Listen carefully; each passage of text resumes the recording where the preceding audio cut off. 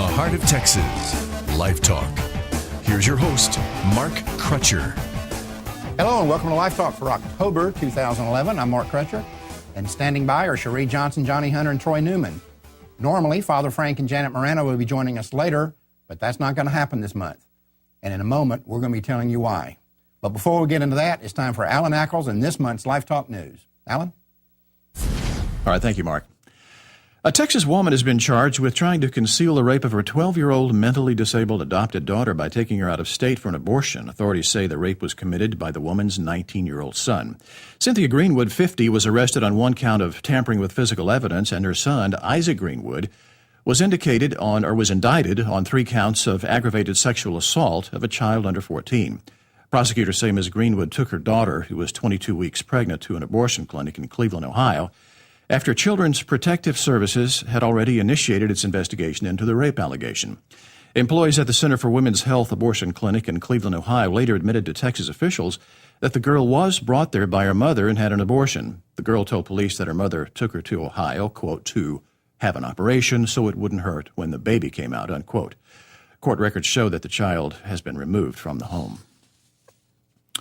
Well, in an update to a previous LifeTalk news story, California pro-lifers are celebrating another victory after winning a lawsuit that protects pro-life speech on campus. The suit arose when members of the pro-life group Survivors were arrested and jailed for refusing to stay in a, quote, free speech area, unquote, while spreading their message on the campus of Cypress College. In this case, the area assigned to the pro-lifers was located next to a busy construction site. Life Legal Defense Foundation, who represented the group, said that in addition to monetary damages, the settlement includes significant changes to the school's free speech policy by agreeing to open up the main areas of campus for peaceful First Amendment activities.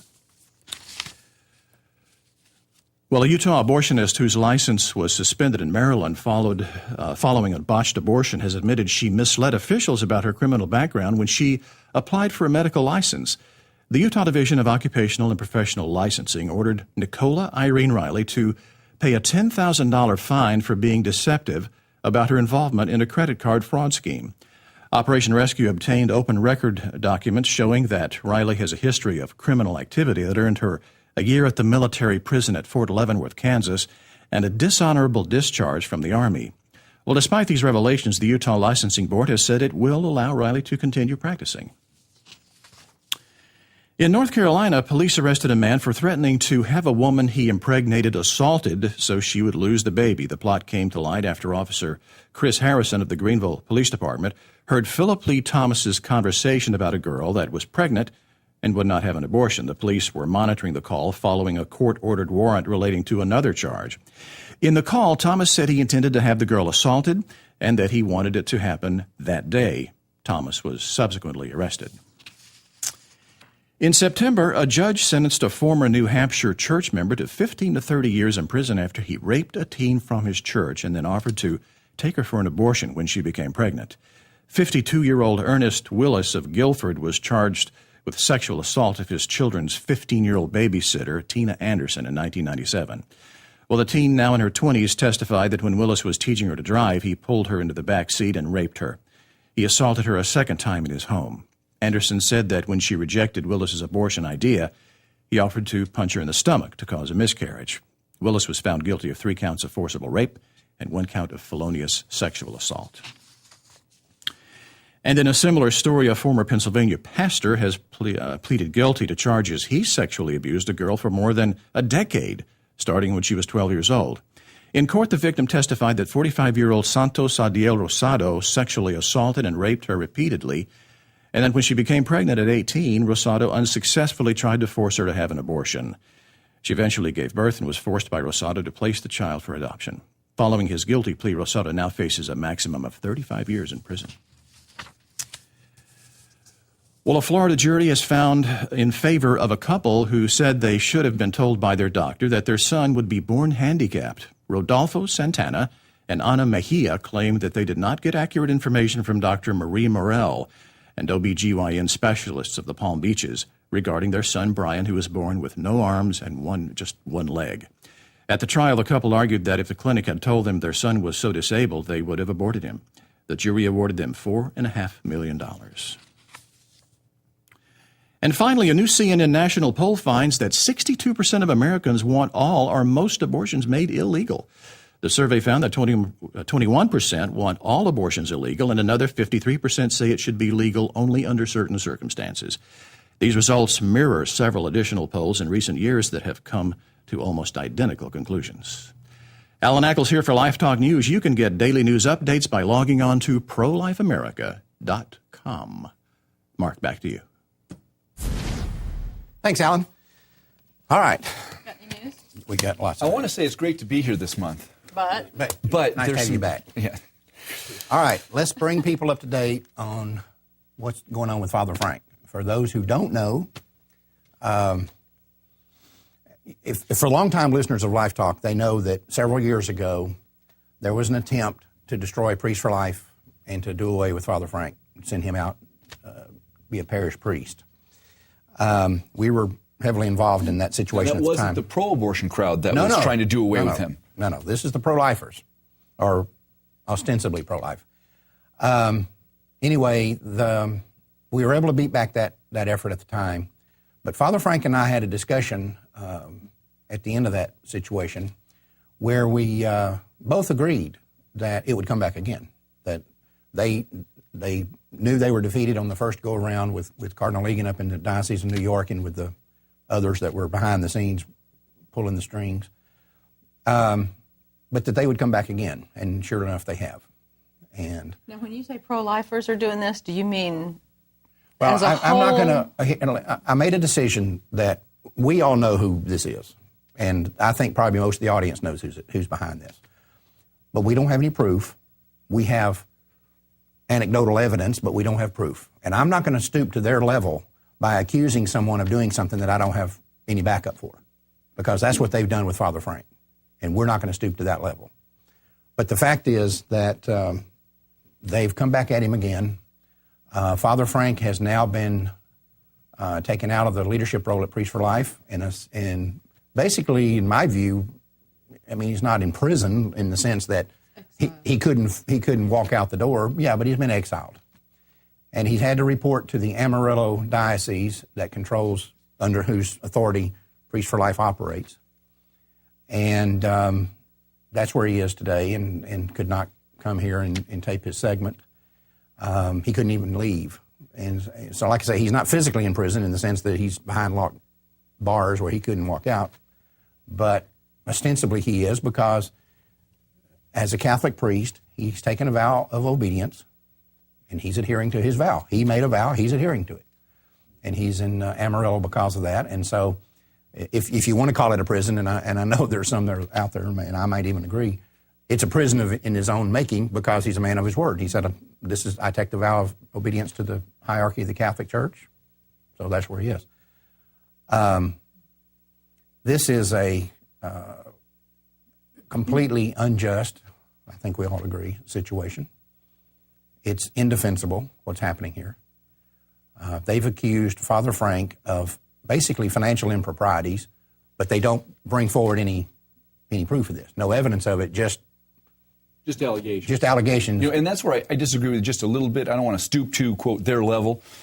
But we've got to name names in a sense. I mean, his bishop, the Bishop of Amarillo, ordered Father Frank. Well, he's not the one I'm saying we shouldn't name, because to me, he's a puppet of the people behind the scenes. Yeah, we don't know who the people are behind the scenes, but one thing is for sure. We can assume, but one thing is for sure: whoever plotted this whole plot against Father Frank and Priest for Life, it was hatched in the pit of hell. Because for every moment that Father Frank is taken out of the pro-life movement, for every dollar, every dime that doesn't get invested into saving innocent children, it represents children that die. Now, some people are upset that Priest for Life has been a prolific fundraising organization. To that, I say good. Yeah, I wish we had $500 million. $1 billion. Right, I wish he'd raise $1 billion. We need $100 billion to combat the evil of Planned Parenthood and the abortion cartel that gets $1 million a day from the federal government into their coffers. You can walk into any Planned Parenthood in America and see full-time employees populating desks doing their deeds of darkness. And we have, for the most part, pro-life organizations manned with part-time volunteers and underpaid employees and broken down copy machines. And finally, we have organizations such as Priests for Life and Life Dynamics that are able to raise a little bit of money to combat the forces of darkness. So my point is Bishop Zurich's letter to the other bishops around the country. Yeah, we hadn't even mentioned that yet. Are we going to get to that? Because my blood is boiling over this. Right, mine too. And let's make sure people understand how cowardly the series, how the sequence of events here.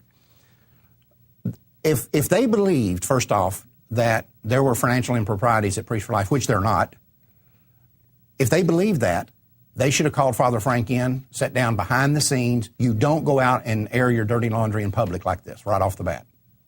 Sit down behind the scenes, say, explain this. If you've got a financial problem, explain this. And I promise you Father Frank could. But that's not what this is about. This is about using this allegation of financial impropriety to get rid of Father Frank and to close down Priests for Life. Because I promise you, Troy, and you and I both know who the people are behind this. That's what they want to do. They want to send Father Frank into exile, like Cherie was saying, and they want to shut down Priests for Life. And if this thing is allowed to stand, I'm going to tell you that 2 years from now, there will be no Priests for Life if Father Frank is sent into exile. Well, what's even more frightening is 12 months from now, there's no Priests for Life. Priests for Life has been on the cutting edge of mobilizing activists, getting people involved in the political debate from a religious perspective. The Catholics cannot vote for pro-choice politicians. And here we are 12 months out from the next major election, maybe the most important election of our time. Maybe. And it could be the demise of America or the renewal of America. And here we have Priests for Life, one of the most outspoken voices, well-funded organizations, effective, most impactful, most insightful, and they're disabling them, cutting them off at the knees. I believe this was a plot that was hatched years ago back in New York with Bishop Egan, is just being fulfilled, Cardinal Egan, and being fulfilled today. And so I'm not going to be silent about it. But the one thing about the support for this priest is coming from all around. It's not just coming from Catholics. It's coming from evangelicals, yourself and others. But even I talked to Pastor Clenard Childress, they called me, and very perturbed about it. He said, this is happening at a time when the pro-life movement has momentum. Yes. He says, we are seeing something now with this you've got 2012 getting ready to come into being, but the pro-life movement is on a roll right now for some reason. Absolutely. And of all times, this is one of the most inconvenient moments, but it's very convenient for the pro-abortion side of things. Absolutely. But I don't believe the pro board's had anything to do with this. I think they're stepping back, because you notice how silent they've been about this? They're stepping back and say, if they want to self-destruct, let's let them. Let's back off, because that's what's happening. But let's go back to this sequencing thing. They didn't call Father Frank in and say, explain these financial problems that we have. Instead, Zurich sends out this letter to all the bishops in the country, slamming Priests for Life and Father Frank, and telling Catholics not to give money to Priests for Life. Then Zurich immediately comes to Amarillo, jumps on the first plane, and he's in Rio de Janeiro. He is literally in Brazil as we speak now. He tells Father Frank to come back to Amarillo and reflect. Right. Come to jail. Sit here. You can't do any ministry work. And because we need to talk to you. And then he leaves for 2 weeks. And he's gone. But, this issue of defunding Priests for Life, I think it has a direct correlation to defunding Planned Parenthood. I don't know how many states so far has defunded. Texas has defunded. Kansas has defunded. I think Indiana, North Carolina. Planned Parenthood is hemorrhaging. We're going to get to it in a minute. 6 more abortion clinics just in the state of Texas from Planned Parenthood closed because of their defunding. So I don't know who did this, but again, it has the fingerprints, the DNA of people, maybe not from the abortion industry, but they are pro-abortion because they're actively seeking to defund a very effective pro-life ministry. And they know the shockwaves this was in, not just. It's not a matter of just removing Priests for Life. It's a matter that this sends shockwaves throughout the whole pro-life movement. And why should we carry on? If they can do this to them, why should we do anything else? I'm not sending any money anymore. Well, there's reasons they can't do it to us, and they can do it to Priests for Life. But how can the Catholic Church, who's supposed to be pro-life, who's supposed to excommunicate you if you're not, And we have this effective priest with this effective ministry doing all the right stuff, and they kick his knees out from under him. Well, what is first off, going on it's with not that? the Catholic Church that's doing it. It's a functionary of the Catholic Church that's doing it, in my view. And most people know who they are. But let's make a point. We need to mobilize our people right now. Yes. Right. Catholic or Protestant? Protestant or Catholic, I don't care. And what I'm asking every person who watches LifeTalk is to write, and don't send an email. Everybody knows emails are real easy to send. You can push one button and send them to 20 million people. You've got to show that you're putting some effort to this. Write them or call them, and call Bishop Patrick Zurich, the Roman Catholic Diocese of Amarillo, Post Office Box 5644, Amarillo, Texas 79117, and their phone number is 806-383-2243. Got all that information up on the screen. We'll leave it there for a minute. But I want everybody to contact these people. Write them and call them. Contact them and tell them that this is an outrage, this is an injustice, and that it's got to be corrected, and it's got to be corrected now. And blow up the phones. And everything. And the other thing I think we ought to do is make sure that this is a multi-level situation. Not only should all of our people that are watching this do it, they need to contact 3 or 4 of their friends, 5, 10 friends, whatever how many friends they've got that are pro-life, and tell them what's happening, and give them this information, the same information that we have up on the screen, and say, you've got to call these people, you've got to contact them, write them, send them a smoke signal, something, I don't care. Get a hold of these people and tell them what's going on, because they obviously won't see the light, so they've got to feel the heat. Right. And that's the stage we're at right now. Can I put a plug in for a website we put up? Absolutely. It's called isupportfatherfrank.com.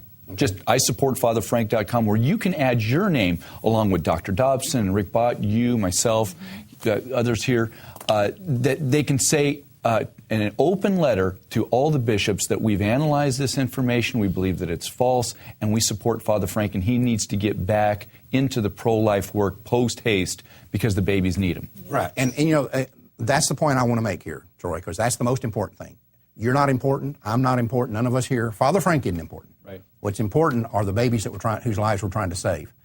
And I've said this before, and I'll say it again. When you're pro-life, especially when you're working in the pro-life movement, as Father Frank is, you have to understand that if you can do something that shortens the length of time that this Holocaust goes on, for every day that you shorten it, you save 3,500 babies. Mm-hmm. For every day that you shorten it. But you know what the reverse side of that coin is? For every action that you take that lengthens it, you kill 3,500 babies. And I don't know if this bishop out there has thought about that.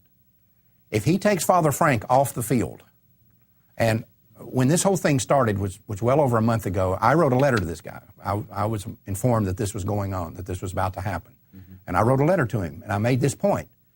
Because they've got this idea that Father Frank can just be unplugged, and somebody else of equal talent, equal skill, and equal abilities can be plugged right back in there, and the thing just rocks on along, so the personalities don't matter. If that were true, they'd be right. But that's not true.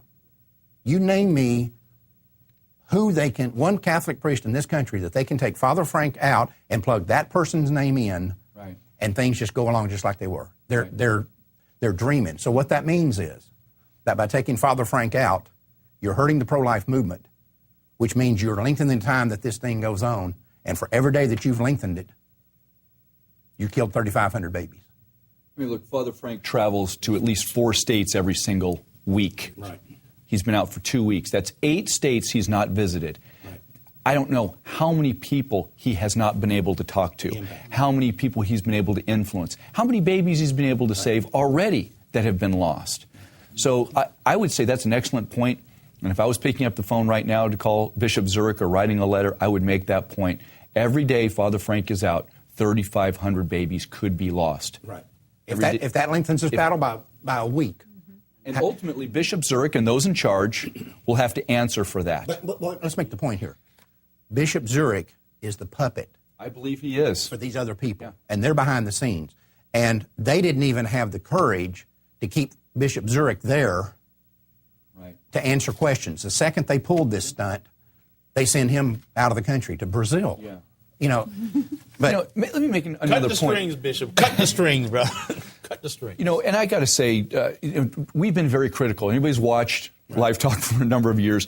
We've been very critical of the Southern Baptist Church. We've been critical of African American churches. I'm a Presbyterian Church in America elder. I've been critical of that church. Similar things to this have happened to me personally within denominations. And it's not the people in the denomination. It's not the denomination as a whole. It's not the church. It's not the Catholic Church that we're being critical of. It's certain individuals within it. Right, exactly. And leadership in high places sometimes. Yes, and God bless Father Frank. The man has taken a vow of obedience to his bishop. He has not done what he believes God has called him to do. He's gone to Amarillo. He's been very obedient. This isn't, challenging the authority of the Catholic Church that's been historical for the past 2,000 years. Right. This is about helping a man complete his calling and what people in the Vatican and cardinals and bishops around the world have agreed to, that Father Frank needs to be in the pro-life movement. You're talking about doing God's will. Do you think that God gave Father Frank the talents and the skills and the personality and the commitment and the knowledge that he gave him to fight this battle so that he could then be shuffled off to some parish somewhere where he's going to do masses and do weddings and funerals and go visit people in the hospital? Those are all very valuable, important things. Right. But that's not why God gave Father Frank these talents. That's evident to all. That's evident to everybody who wants to pay attention. Protestant and Catholic. Right, exactly. Again, he came to Maryland a couple months ago and gave one of the most phenomenal sermons, pro-life sermons I've ever heard. Baptist, Presbyterian, Catholic, or otherwise. We need this guy on the battlefield right now. Well, Bishop Patrick Zurich, Roman Catholic Diocese of Amarillo, Post Office Box 5644, Amarillo, Texas 79117. Phone number 806-383-2243. And let's let them, like I say, if they don't see the light, let them feel the heat. Yeah, use the Chicago method. Call now, call early, call often. Vote early, vote often. All right, let's move on. Let's talk about some people that have sold out as opposed to people who haven't. Focus on the family president, Jim Daly, an ostensible opponent of abortion, so he claims, is meeting with abortion rights groups to look for common ground to reduce the number of abortions. This man if I hear that common ground thing, I'm going to go suck This man does not understand the pro-life principle. The pro-life principle is not to reduce the number of abortions. The pro-life principle is to return legal protection to every unborn child. We're not here to reduce the number of abortions. We're not here to sit down with a bunch of moral degenerates and social misfits who cowardly butcher these babies by the billions or millions. We're not here to sit down and sing Kumbaya with these people and walk off into the sunset. We're here to stop them. God never sat down with Satan and said, okay, let's see where we can find some common ground here. Could you imagine going back to Germany in 1939? That's the point I was just going to make. And say, let's get all of these Jewish leaders to sit down with the Nazis and look for a way to reduce the number of executions. Right? No, let's get the civil rights group to sit down with the KKK and see can we reduce the number of lynchings here. Right. Yeah, that's right. Can we reduce the number of slaves being sold and families being ripped apart at the slave auction? Yeah, that's right. That's what we need to do. With all due respect to Jim Daly, who I've met, seems to be a very intelligent man, leading Focus on the Family now. I would ask that he would sit down with some of his advisors, maybe call in Dr. Dobson again. Maybe that's who's telling him to do this, Troy. Again, with all due respect, I would hope that he could rethink this position. Maybe listen to me. If you got influence over Jim Daly, show him this video. Go back and look at some of the history here. We've tried to work with these common ground people for years, but there is no common ground with the abortion cartel. None. It's a lie from the pit of hell, and I'm not sure who we need to appease here, but it doesn't need to happen. I'm surprised Dr. Dobson would. Dr. Dobson has nothing to do with that. Dr. Dobson isn't He's gone. Part of Focus on the Family. We've got a new situation here in Texas. Seton Healthcare, a network of Catholic hospitals in Texas, has now reversed a policy and decided to start selling Plan B. This is a Catholic hospital. Catholic hospital. Well, wouldn't you think that some of the bishops that are in the diocese there, rather than take some of the best and brightest off the battlefield, would actually go after the people who are opposing church policy? You know, and go ahead, John. No, wait, you better go ahead. They're doing it the same way Planned Parenthood does it, and that's by redefining pregnancy.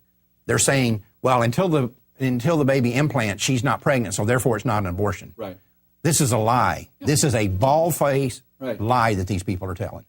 Does that surprise you? The issue abortion is built on a lie. The issue is not whether the woman is pregnant or not. The issue is whether there is an unborn child that exists or not. That is the issue. And Plan B destroys that child.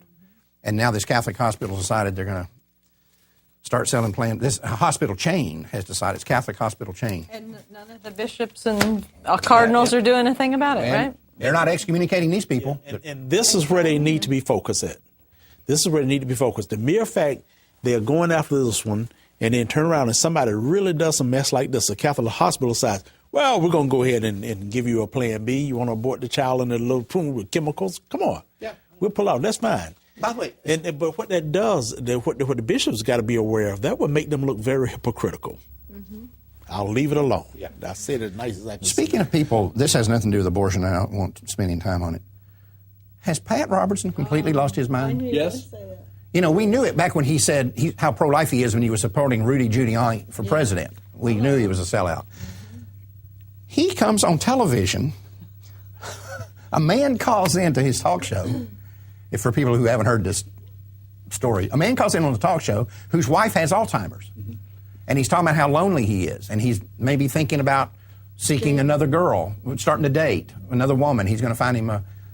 Pat Robertson advises him to do just that. Right. It is unbelievable. This is Pat Robertson. I hate Alzheimer's. It's one of the most awful things because there's a loved one. This is the man or woman you have loved for 20, 30, 40 years, and suddenly that person is gone. Well, first off, Pat, they're not gone. They're right there. Mm-hmm. I know it sounds cruel, but if he's going to do something, he should divorce her and start all over again. But make sure that she has custodial care. Somebody is looking out for her. Oh, my goodness. Doesn't matter in sickness or in health, better or worse, none of that matters, right? He addressed that. He says because she's already dead. Oh, my God. That's when she needs you most, husband. Yeah, that's right. Yes. That's exactly right. And you said, isn't it for better or worse, sickness and health? Well, this is the sickness, right? And the worst. And the worst, you know. Oh, my gosh. I just couldn't believe it. You know, Pat and I just in July celebrated 34 years of marriage. Now, we're talking about Pat. My wife, Pat Hunter. Not Pat. Not Pat Robertson. Please, let's not get that mixed up at all. But my wife, Patricia Hunter, I'm going to use her whole name. Celebrated 34 years. Patricia Hunter. Yes. And you know, and when I had that massive heart attack and all, did not do well coming out of that thing. You know, had to learn how to walk again, had been in a coma, the whole thing. I could not even do anything. I couldn't even lift a glass of water, you know. My wife stuck by me the whole time. Right. Even when I got home and could not do things, she stuck by me the whole time. And I That's know her. commitment in marriage. She didn't just stick by you. She helped you. She supported you. Oh, she yes, waited right. on you hand and foot. I mean, that's commitment. When you're in your weakest moment of all, that's when you need your spouse the most. You know, and I don't know what was going on in Pat Robertson's mind when he said that. But I would write back to that person, whoever even called him or wrote to him or however they wanted to don't listen to address it. Please do not listen to him. This is when the wife needs that guy the most. Right. She's in her weakest moment, most helpless moment, and when you really love somebody, even on their way out, that's when you love them the most and take care of them the most. That's what it's all. Marriage is a commitment. It's not just a. It's not just about you because here's husband. You know, call the wambulance because I'm lonely, I'm sad, I'm this, I want to date. Yeah, you know, give me a break. Well, you know, I think one of the saddest parts about this whole story is that Pat Robertson is a very affluent person.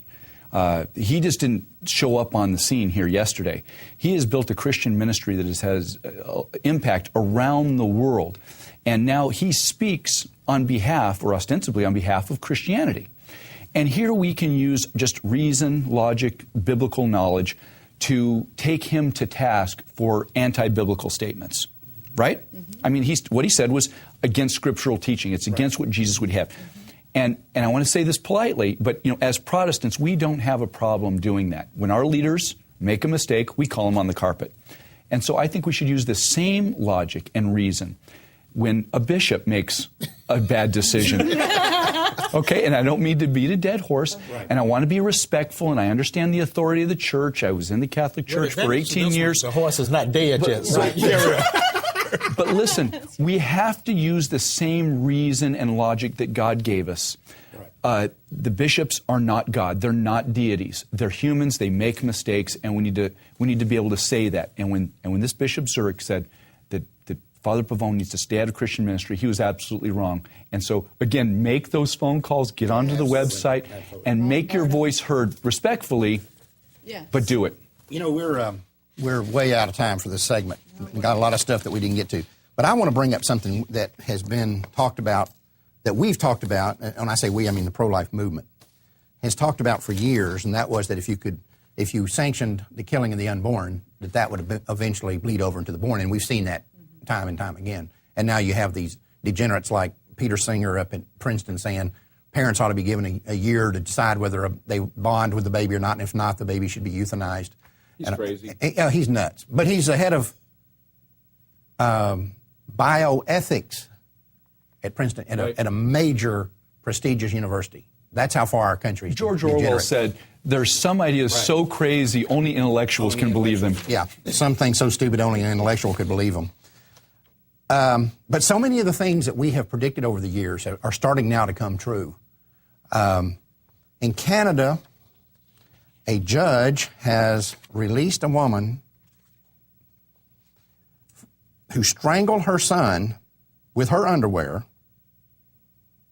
because, listen to this reasoning, all right?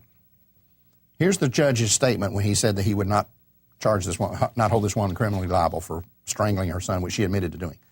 The fact that Canada has no abortion laws reflects that while many Canadians undoubtedly view abortion as a less than ideal solution to unprotected sex and unwanted pregnancy, they generally understand, accept, and sympathize with the onerous demands of pregnancy and childbirth exact from the mothers, especially mothers who are without support.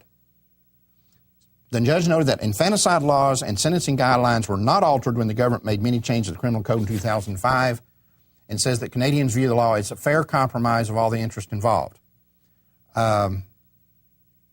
Naturally, Canadians are grieved by an infant's death, especially at the hands of the infant's mother. But Canadians also grieve for the mother. So he set her free. And you know what? We've been telling people for 40 years in the pro-life movement, this is my 25th year to work in it full time. And I spent some years as a weekend warrior before that. But we've been telling people from day one that this was what was going to happen, and they laughed at us. Oh, you're crazy. It'll never happen. Now, you know, we had Mark Harrington on a few months ago, who's created the new organization Created Equal. And they're doing some really neat things. They're going out on the streets and just asking people simple questions. What is an abortion? Asking pro-aborts. Well, what is it? You're in favor of it. Describe what an abortion is. And getting some really weird answers. But they went out, and I would really encourage people to go to their website and watch some of these things, because it is frightening, the attitudes of the American people. And they were asking the sheer stupidity of the American people. They were asking some of these people who had already identified themselves as pro-choice on abortion, would there be circumstances under which it'd be okay to kill babies that are born, newborns, infants? They're saying, yeah. Yeah, if the baby's got, going to have a really bad quality of life, or if the, parents really can't afford the baby, it might be better. Well, you said that maybe these people just aren't very educated. I would say they are educated. They've been educated by the government and the media for years. Exactly. They're simply parroting exactly what the media have been telling them for years. Look back to Terri Schiavo. Everybody says, oh, Terri Schiavo, she had no, cerebral cortex. The autopsy said she had a perfectly healthy cerebral cortex. And was perfectly aware of what was going on around her. Absolutely. So, I mean, I don't believe Father Frank, going back to the Father Frank situation, I don't believe he's a bald-faced liar. And he said he was there with her right before she died. He said she was aware of what was going on. And so either you believe he's a bald-faced liar, or she was aware of what was going on. Or he's too stupid to recognize when somebody's aware. You can't have there's not a third option to that, is there? Yeah. So the third option is Michael didn't have a cerebral cortex. Right. I'm telling you, we had better get a hold of this country, and you're hearing all these people now come out with all these books. I saw another one the other night saying, basically America is doomed. If we can't solve all these financial and economic things, we're doomed. Well, that may or may not be true. But I'll tell you this right now. We can solve all those economic problems, those financial problems, and still be doomed if we don't start solving these moral and cultural problems we have, because God is not going to judge America over tax policy or immigration policy or our health care system, or he's not going to judge America over any of those things. Our infrastructure, he doesn't care if we have good bridges or not. He's not going to judge America over those things. But if we think that we can kill 3,500 babies a day and that God is just going to ignore that forever, we are nuts. We have completely lost our mind. So these people are right that are saying that we may be entering the end times of America, but if they're just looking at the economics only, they're not seeing the big picture. We can solve that problem and still go to hell. Don't make any mistake about it. This country is in trouble. That will preach. That's that right. will preach. Thanks. Amen. Thanks. We'll be right back.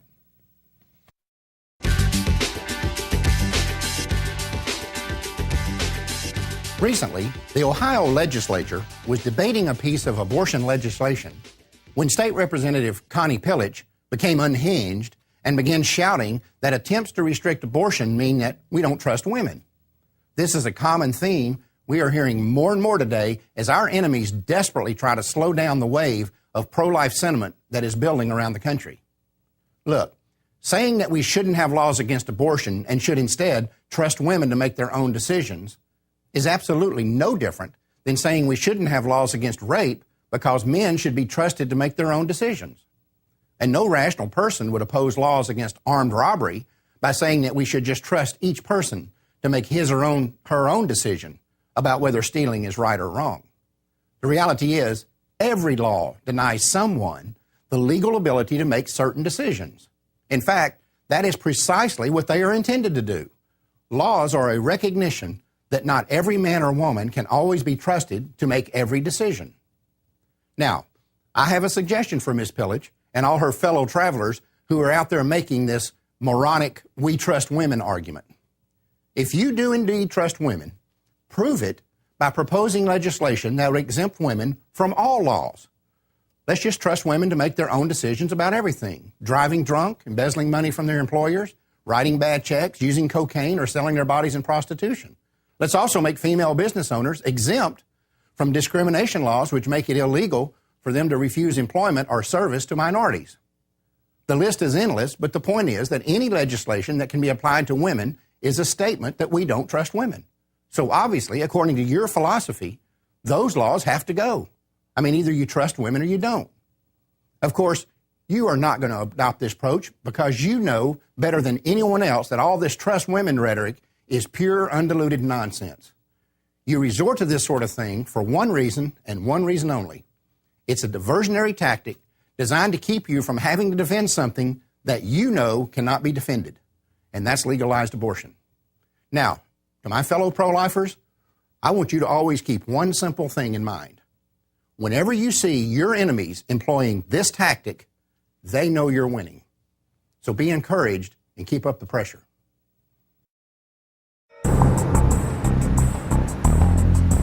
For almost 40 years, you've been told that the abortion issue is about choice and women's rights, reproductive freedom. But that's just marketing hype. And this explosive feature-length documentary proves it. It's called Maafa 21, and it's a gritty behind-the-scenes look at America's family planning establishment. And when you see their dirty little secrets and hidden motives dragged into the light, you'll finally know the real reason why abortion was legalized. But don't think this is about history. It's not. What you're going to see in this film is happening right here, and it's happening right now, with information that will absolutely take your breath away. Maafa 21 is going to challenge you, it's going to shock you, and it's going to make you angry. But when it's over, you will know things that America's politicians and power brokers never intended for you to know. And you will have seen things that the media is never going to show you. The fact is, this DVD is about to change the way you look at the battle over abortion. The cost is only $20, and you can order it on this website or by calling toll-free 1-800-800-LIFE. We'll pay for the shipping. So, place your order right now. It's time for you to know the truth about these people.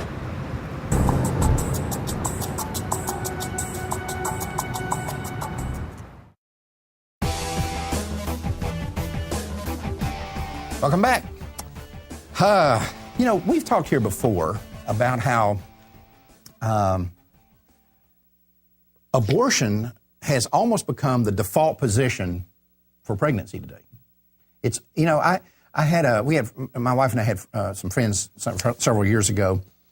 They're not friends anymore. Well, they're not around anymore. But anyway, actually, this friend of ours was dating this woman, and we went out on a date, and she found out what we did, and so we got talking about the abortion issue. She said, it's so weird. She said, I've never really, taken a position hardcore one way or the other. She said, obviously, I'm pro-life. She's a nurse. And she said, but something that's really, really bothered me? She said, when she got pregnant, she had like 2 children, and then she had another child like 11 years later. Kind of that kind of a surprise. And she said, but we're happy about it, and, we don't have any problems. And she said, but I went to the doctor's office, and they did a pregnancy test, and the nurse comes in and says, well, yeah, we confirmed you're pregnant, and would you like for us to schedule you for a procedure? Right. And she said, I looked at this one like, well, shouldn't the assumption be that you're going to give, sure, have a live baby rather than a dead baby? And I hate this thing about, well, I'm going to have the baby. Yes, you all have the baby, just a matter of whether you have a dead one or a live one. Mother. Yeah. Right. But she said, I didn't know what to say. She said, I'm just stunned that it was the assumption that because I was like 34 years old at the time, and my oldest child was 11, my next youngest child was 11, well, obviously you're going to have an abortion. And she said, then I started noticing that it was kind of the default position. But see, Mark, that culturally has been true for a long time. Think about it. A woman comes up and says, well, I'm pregnant. And what is the question that is so often asked? Keeping it? Is this good news or bad news? Yeah, Baby should always be good news. I'm sorry. It's a blessing. When I was pregnant with my firstborn son, I went in and for an exam and all that, and they said, do you want to schedule your test? I said, for what? I knew what she meant. She goes, your amnio, see if everything's okay. And I said, what if it's not? And she said, well, then we take care of it. I said, I'm not having an amnio. She looked at me like I had 2 heads because I wouldn't do this amnio test, Right. And like, why do you need an amniocentesis if you're not considering abortion? Right. Well, anyway, it is. There's some people out there now, and we're pleased to have a guest with us, joining us from St. Joseph, Michigan, Dr. Donna Harrison. Hello, Donna. Hello. How are you? I'm well. How are you? Just fine. We had asked you to come on because we read something about a new initiative that you're involved in, the Internal Working Group for Global Women's Health. That's correct, And you guys had looked at this very issue that we were just talking about here, about basically the way that abortion has infested the medical community, and it has almost become the default position for every woman who's pregnant. Tell us a little bit about some of the things that you found. Well, there is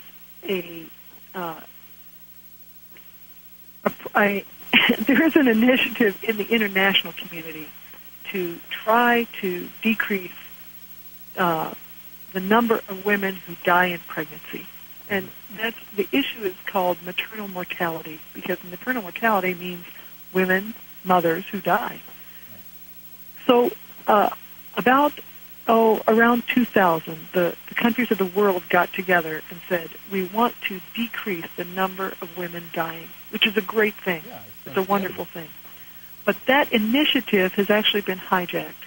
And along the lines of what you were talking about, abortion being the default position, that agreement called the Millennium Development Goals has come to be a vehicle for pushing abortion worldwide. So that's what one reason that we have formed the Global Women's Health Initiative. Well, I read a quote that you made in this article, and I thought it was very interesting. The current prevailing view is that somehow abortion is an outcome equivalent or superior to live birth. And that's what I'm talking about when I say that it's becoming the default position. Well, yes, and it's only in the minds of some people that it's a position equivalent to or superior to live birth. Unfortunately, those people tend to be the ones who give money for international development. And the difficult thing is that the initiative to help mothers not die in birth is a good thing. It's a wonderful thing. But that initiative's been twisted. And so, well, for example, in about 2007, there was a convention in London to try to talk about maternal mortality, mothers dying. And that's what it was supposed to be about. I was able to attend that convention. But what it turned into was an international pro-abortion convention.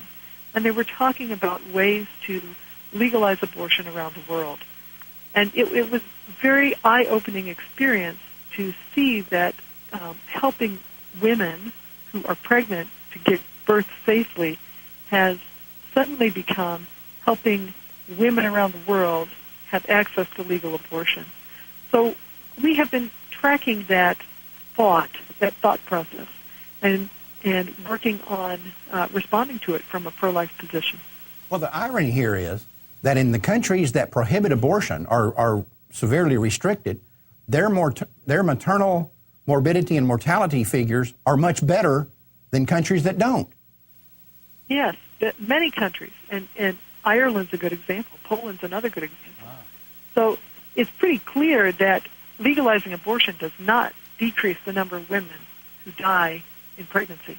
In fact, the complications from abortion in situations that are have limited health care resources is much worse for women who abort. And I'll give you an example.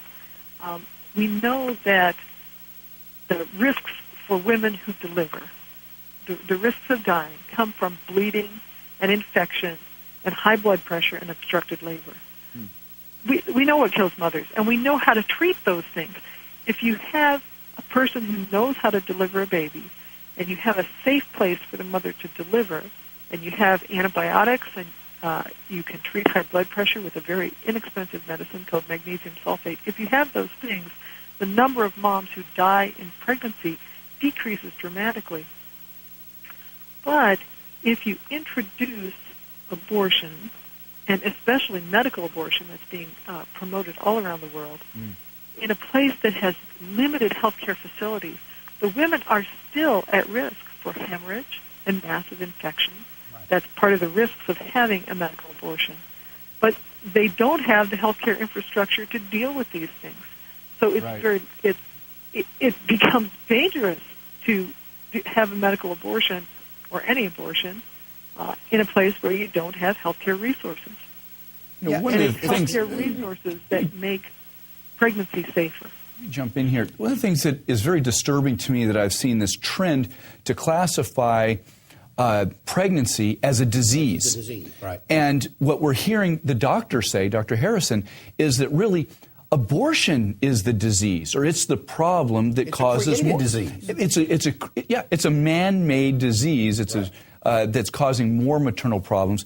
Pregnancy isn't a disease. It's the natural outcome of a species to reproduce itself. And it's a God-given natural occurrence. But they're trying to reclassify that as some horrible disease that needs to be eradicated, like AIDS or spina bifida or something like that.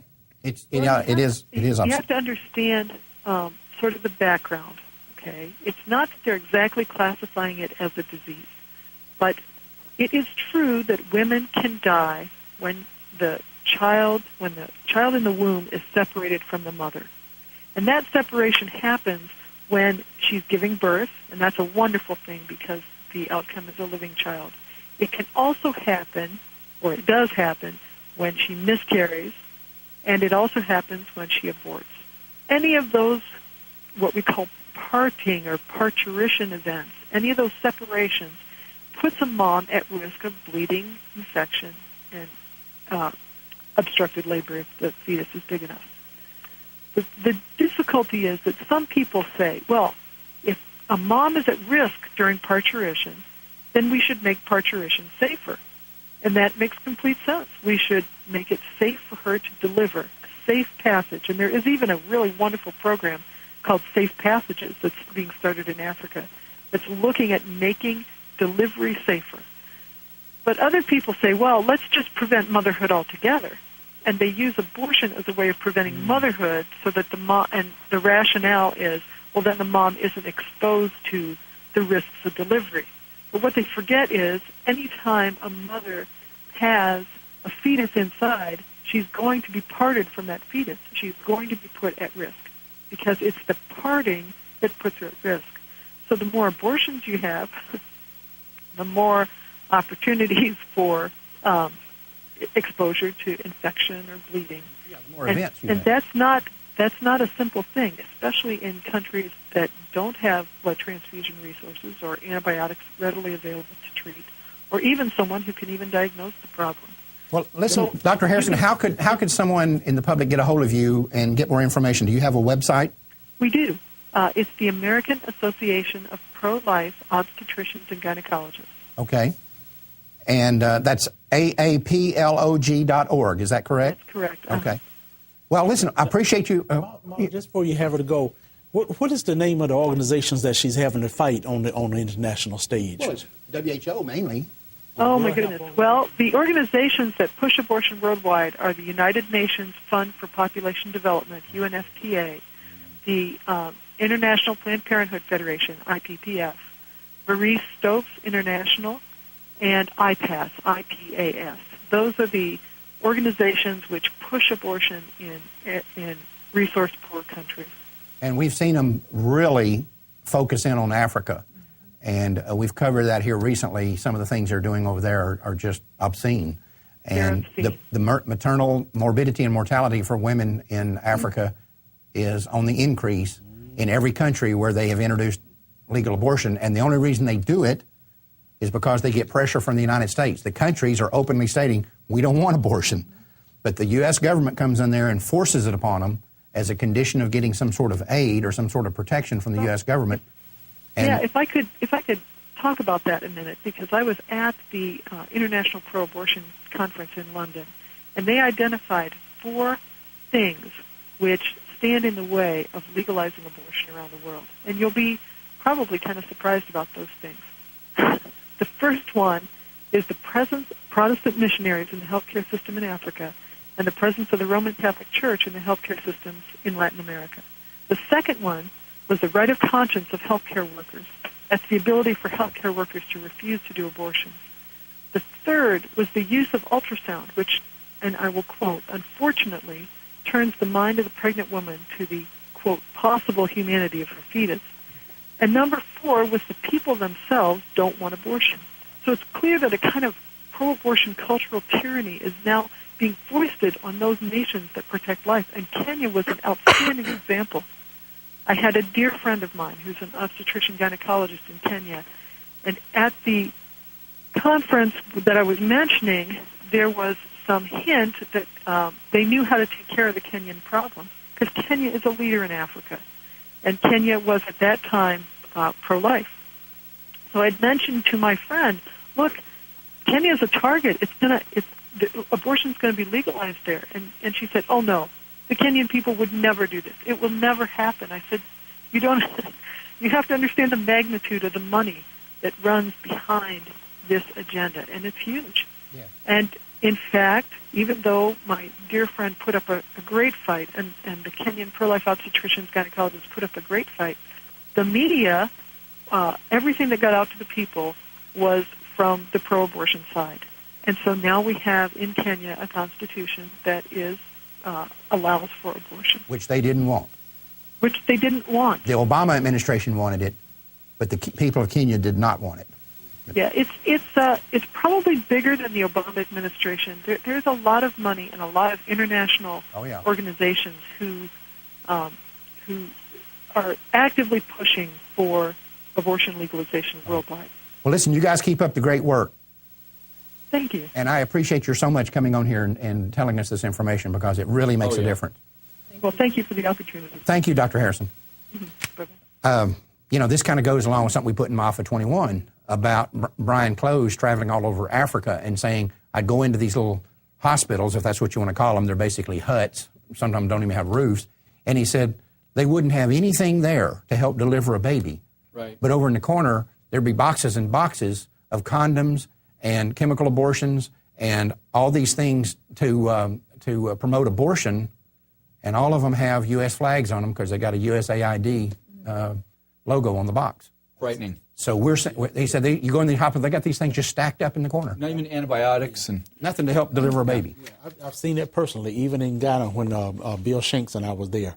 And I remember they had the hospital, they had a goat was in the hospital floors, all, and they didn't even have no band-aids, anything for anybody yet.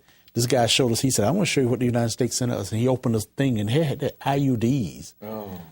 And they said, I remember the guy asked a very embarrassing question. Is this what your country think about us when we ask for medical help? Yeah. Wow. And the answer is yes. That is what our country thinks about you when you ask for medical help. Mm-hmm. Well, speaking of Alpha 21, there's a new development on that front that I think is pretty cool. And by the way, I want to remind people of the racial targeting and population control report that we issued last month and we talked about on last month's show. This thing has really lit a firestorm. We're getting lots of good feedback on this. We're looking at these figures and say, hey, the figures don't lie. Planned Parenthood lies, but the figures don't lie. And it's pretty compelling. And again, you can see it at prolifeamerica.com. If you go on the website, it's the first thing that pops up. If you wanted to print a copy, you can contact us. All right. We did we had a thing here we did not long ago. We talked about the barbershop project where we recognized that black barbershops, and I didn't know this, but I'm not black and don't have hair, so I don't know why I would know about barbershops, but I don't hang out at a lot of black barbershops or any other barbershop. But anyway, the black barbershop is often the center of social activity in the black community. Even more so, what we have discovered now, than the black church. That used to be the center of social activity. Now it appears to be the black barbershop. It's a microcosm of the black community in a whole. You walk into the barbershop and you have the best conversations, the most controversial conversations, but everybody's very open to conversations are just as candid as you would ever want them to be. Well, what we started discovering, Johnny, is people were calling here ordering Alpha 21s, and when we asked them how they heard about it, they said, I saw it at the barbershop. Mm-hmm. Because all these places, they're centers of social activity. People come there, even when they don't want a haircut, they come there to play checkers, they come there to play cards, or they come there just to talk, and they watch television. They have a television going 24 hours a day, and they're playing Alpha 21 in all these black barbershops. And so people started calling in and ordering it. Well, our good friend down in Georgia, Catherine Davis, and I were talking, and she was talking about the same, if we were going to do something similar with black beauty shops, because for black women, that's the parallel in the black community is the black beauty shop. And there's a lot more of them. And I said, well, we don't have a budget to do it again. And she mentioned a conference that was coming up. Well, let's just have her talk about it. Catherine, you there? I'm here. Thank you for joining us. Oh, thank you for having me. Tell us about this conference that was coming up in Atlanta. This is, you're calling it the Samson Project. You're going to cut hair. That's great.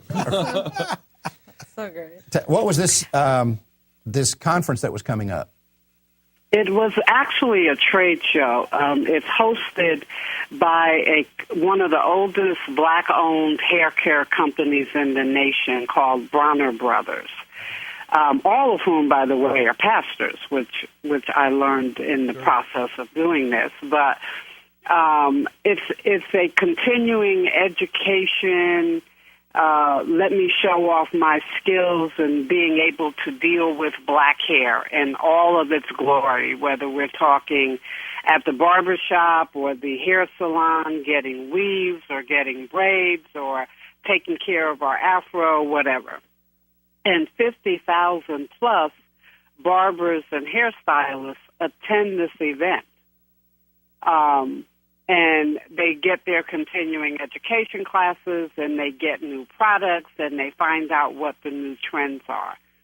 So we rented a booth at this event and had volunteers there to engage the hairstylists and the barbers and ask them to watch My Alpha 21 and talk about it like they would talk about any other movie that they watch. and show it in your shop. And one of the outcomes that we found, we had a huge banner up that had the statistics from most of the states that report by race. And we were able to demonstrate that abortion in the black community is sometimes 3, 4, 5 times our presence in the population. And having that banner and being able to point them to Alpha 21 was just a phenomenal experience. And we got commitments from more than 1,000 barbers, hairstylists, nail technicians, makeup artists from 34 states that they would watch it, that they would show it in their shop, and that they would talk about it. That's amazing. I couldn't go to 500 churches and get 1,000 commitments. That's right. Yes. So you had 1,000? It was more than 1,000, and it was just phenomenally exciting. And one of the interesting things that happened is, like, many of the people would say, "You're not going to show me an abortion, are you?" And I said, "No, but let me tell you what you would see." And I would pick something from near the end of the video so that they would have to watch the whole thing to find that scene that I described to them. She's a thinker. But I told them about Planned Parenthood targeting the black community and that being documented in the movie. I told them about the Take Care Down There website that's documented in the movie. And they were, like, horrified. And when they saw the numbers, they were like, "Oh, my God, I didn't know this. I didn't know it was this bad." So we now have, across the United States, north, south, east, and west, barbers and hairstylists and others who are showing Alpha in their hair salons, and were willing to give us their contact information to seal the commitment that they were going to watch the movie. Wow. And let's make sure people understand, we worked a deal with you. We gave you a really, really cheap price, and you bought enough Alphas so that you could give one to all these people, so they don't have to even go out and buy their own copy. That's exactly right. You gave out over 1,000 Alphas to people who made a commitment to you that they would watch it and show it and discuss it in their barbershops. That's exactly right. I mean, That's exactly right. you got to believe this is impactful. Well, and how much was the cost of a booth? How much was the cost of the... Well, we took out a full-page ad, and in the brochure that they hand to the participants, and we purchased the booth. The booth alone was like $1,800. Okay, so for less than $3,000, $4,000, you're able to impact 1,000 people plus all the people, 1,000 business owners who are going to promise to share that with their customers. And it's not just business owners. Remember, these are the black beauty shops and barber shops, which are it's not like you're... It's called a community center. Right, okay. Well, see, the difference between why the beauty shops and barber shops have more influence sometimes than the church. In the church, you get one speaker. Mm-hmm. In that barber shop and beauty shop, everybody's talking. In those beauty shops, all the women are talking. I just want to make... That is just outright an efficient use of pro-life dollars to change the hearts and minds of Americans. What Catherine did, what you guys did with this, will impact generations to come. Mm-hmm. There's no doubt. Oh, absolutely. And we called it the Samson Project. I wish you could see the logo, but it's a black woman with her hair attached to the baby as an umbilical cord. And if you remember the story of Samson, when his hair was cut, it took his strength. Right. And the LifeTalk's logo is symbolizing that the strength of the black community is being taken every day in these abortion clinics across America. And we believe it's because we've been targeted, and it is absolutely not just a question of a woman's choice. It is a question of targeting. Right. Yeah. And so a couple of weeks after the event, Life Dynamics issued that report. I'm still working on putting all of these 1,000+ names into a database. But what I plan to do is email every single one of these people that report that you did, Mark, so that they can clearly see and include that new information in the discussion as they're taking care of the hair care needs of their clientele. Right. So I expect a buzz to begin to happen relatively shortly now, that we're going to hear about it. It won't just be that we handed out some MIAFAs. I believe that we are going to begin to hear from people around the country that they were in their hair salon, they were in their barbershop, they saw this movie, and by golly, we need to do something to stop it. So right. I am extremely excited. Well, make sure you encourage them to have a copy of that racial targeting population control report that you're going to email them. Make sure they have a copy of that printed in their barbershop or beauty shop. Now, Catherine, absolutely. Did you get any opposition while you were at the convention? Actually, no. I mean, there were numbers of people that walked by us and didn't want to hear it. But no, there was no real, I don't believe you, or even people that said to us, well, I'm pro-choice. But you got a lot of people If they stopped surprised. and listened to us, they left there saying, we're being targeted, and it shifted their mindset. So we didn't have, the normal pro-abortion battery that happens when they see us in an event like this. Actually, we saw some shifting happen.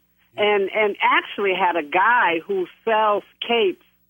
When you go in a hair salon, they put this thing on you to keep the hair off your clothing. He offered to give me free capes and put the LifeTalk logo on the cape. Wow. To hand out to barbers and stylists as we go forward in the future. So, I mean, it was very exciting. So very exciting. were you surprised by how many people didn't know that Planned Parenthood was founded to target black people? No, I wasn't surprised. See, this was one of the things that we've been hearing time and time again, even as we've been doing outreaches to pastors and other leaders in the black community. They say, I just didn't know. So it didn't surprise me that people didn't know. But what's been happening is when we've approached some of the other influencers in the black community, like the NAACP, they blocked the information from getting into the hands of the grassroots. In this initiative, we bypass those other influencers that don't want the people to know the true impact because they're getting paid. We bypassed them and actually got it into the hands of influencers that will get it into the hands of the grassroots. So I think we're going to begin to start hearing less and less, I didn't know.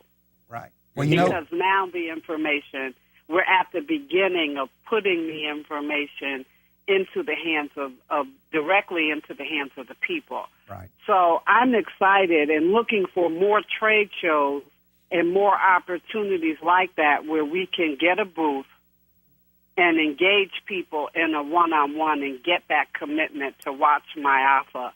And then now that we have the report that documents the targeting, being able to put that report directly into the hands of the people, I'm just very excited about it. Well, thank you for what you're doing. I know you bought a lot of extra MIAFAs, more than what you were able to give out at Atlanta, and so I know you're going to put those to good use out there in the field. Oh, absolutely. And and let me say, I'm still being contacted by people who were at the convention, and they're saying, well, did you talk to this person? And they're giving me the contact information of other barbers, other stylists, and saying, can you get the information to them? Well, good. So it's not over. We're still reaching. Oh, it's just beginning. An exponential impact. It's just beginning, Catherine.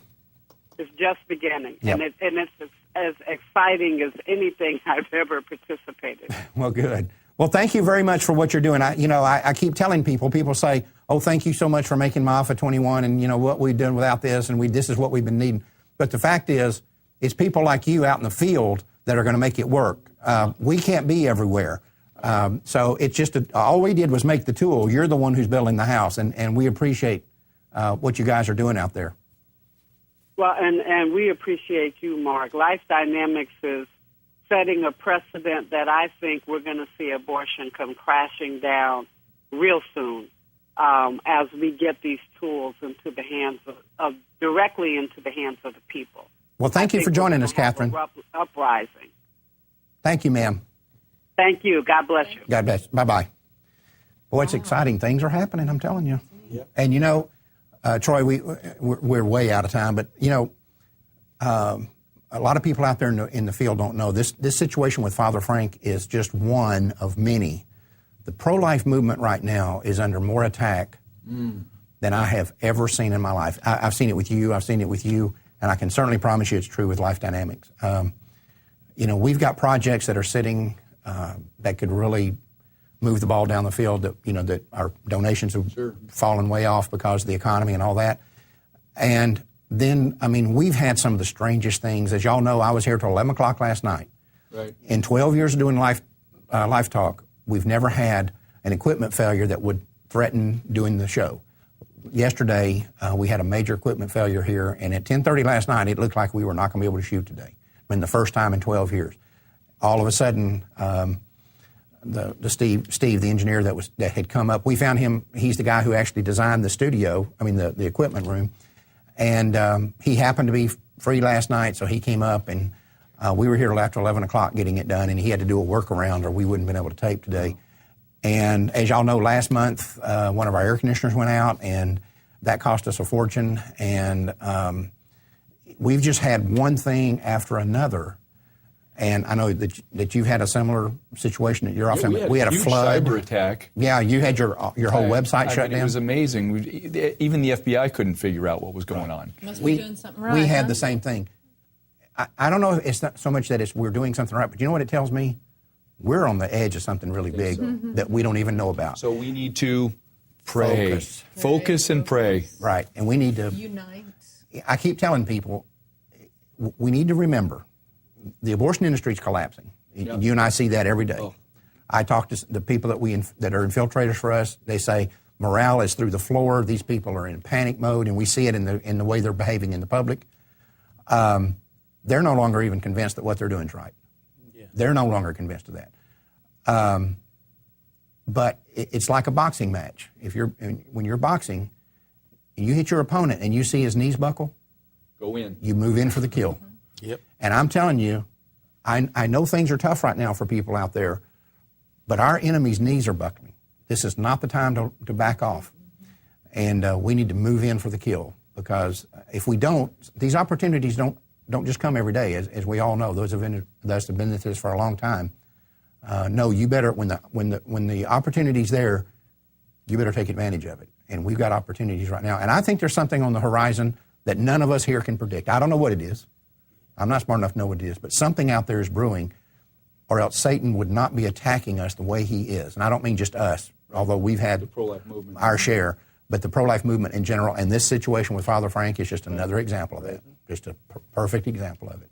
This is one of the times you move in for the kill, you're moving in for the life. That's right, that's right. That's what I always say, go out there and knock them alive. All right. Thanks. Great show, guys. Well, that's all the time we have for now. Now, let's each one of us do whatever we can do to see that Father Frank and Janet are back with us again next month. Until then, remember, Life Dynamics is not here to put up a good fight. We're here to win, because winning is how this killing stops. We'll see you in November.